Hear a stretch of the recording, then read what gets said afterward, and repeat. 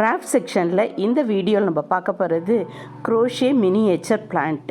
க்ரோஷேயில் நிறைய purse, bag, ஹேண்ட்கர்ச்சீஃப், ஷால்னு நிறைய varieties நம்ம பார்த்துருக்கோம்.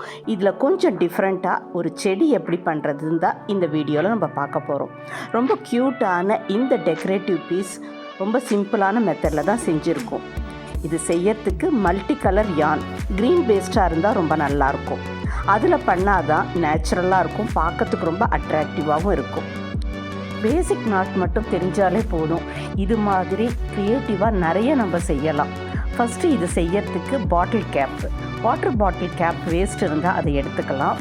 அதை தான் நம்ம பாட்டாக யூஸ் பண்ண போகிறோம். இந்த பாட்டை ஃபில்லப் பண்ணதுக்கு பேக்கிங் மெட்டீரியலான தெர்மோகோல் தான் எடுத்திருக்கேன்.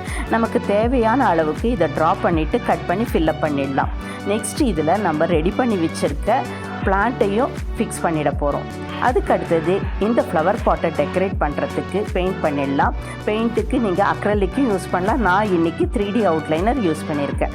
அதில் நமக்கு விருப்பம் போல் டிசைனில் நம்ம பெயிண்ட் பண்ணிடலாம். இதை இன்னும் அழகுபடுத்துறதுக்கு சின்ன சின்ன மிரர்ஸ் இல்லை குந்தன்ஸ் ஓட்டினா பார்க்கறதுக்கு இன்னும் ரொம்ப அட்ராக்டிவாக இருக்கும். நான் மிரர்ஸ் தான் எடுத்திருக்கேன்.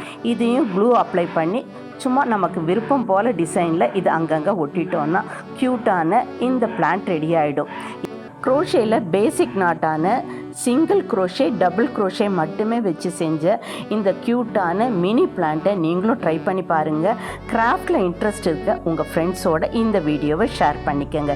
இது போல் கிராஃப்ட் வீடியோக்களை பார்க்க நம்ம வண்ணக்களஞ்சியம் சேனலை சப்ஸ்கிரைப் பண்ணிக்கோங்க.